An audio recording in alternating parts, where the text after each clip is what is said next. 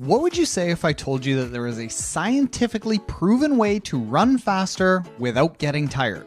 Well, for starters, you probably wouldn't believe me because a few weeks ago, I wouldn't have even believed it was possible myself. Beginner runners might think that it sounds too good to be true, so it can't be true. And trained runners might think that it doesn't apply to them and quick fixes are only for people with terrible run technique. But today, I'm going to tell you about a little bit of simple physics combined with a study that applies to both beginner and already advanced runners, combined with one simple thing that anyone can do regardless of their current running abilities in order to run a little bit faster without any more effort. My name is Taryn, and when real people want to accomplish something amazing in endurance sports, they choose Motive training plans. Let's do it. When it comes to running technique, running cadence, the number of times your foot hits the ground each minute, is like a religion for people. Some people say higher cadence is always better and obsess over it. Others say that everyone finds their own ideal cadence and that we shouldn't pay much attention to it. Well, this study that's on the screen right now found that both opinions are right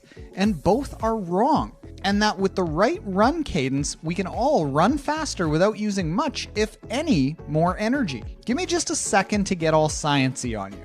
The speed you run is simply your running cadence multiplied by the length of each foot strike that you take. Keeping your speed the same, if your stride length goes up, your stride frequency must go down. And again, if speed is the same, if stride frequency goes up, your stride length will go down. Here's where science gets really cool.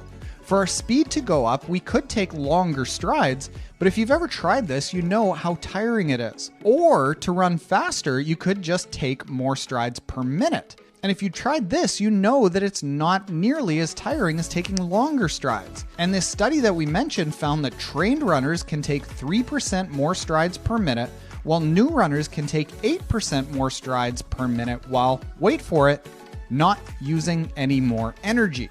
That's right, you can run faster without using any more energy. Before you tune out from the video, know that it's not just as simple as higher cadence is always better, or that trying to run the mythical 180 steps per minute is the way to do it. There is a specific way to do this that the study went further in identifying. Much like the runners who don't even believe that we should work on our running cadence say, everyone does find their own most comfortable running cadence. Maybe it's 180 steps per minute, or maybe it's a little slower and just 160 steps per minute. But in both cases, whatever feels most comfortable to you is actually the stride rate that is meant for you. However, that is not to say that you can't improve upon this. That study said that trained runners could increase their running cadence by 3% and that new runners could increase their cadence by 8%. So let's keep things simple and just use an average and say that we can increase our cadence by 5%. Also, on average, most runners tend to fall within 160 and 180 steps per minute. So on average, taking that 5% and assuming that we all run somewhere, give or take 5 to 10 steps per minute at around 170 steps per minute, we can all increase our steps per minute by 8.5 more steps per minute, being faster without less energy. I recognize that even just saying this is ridiculous. Are you supposed to go out and count your steps per minute, counting 8.5 steps more per minute every single time you go out and run? Definitely not. You could, however, set your running watch to display cadence, but I really don't like that because you're using your watch as a crutch at that point, and it's not actually training you to feel the faster cadence, so you're not actually learning the technique. But I have a trick that will speed up your cadence naturally without relying on a watch and without just blindly spinning your legs like the Roadrunner. On your next moderately fast run, not your low intensity run because those tend to be a little more plodding, and not your speed run because those require focus of just holding the pace, but on a moderately fast tempo style run like the one in our training plans that is on the screen here, I just want you to count off foot strikes at a slightly fast pace.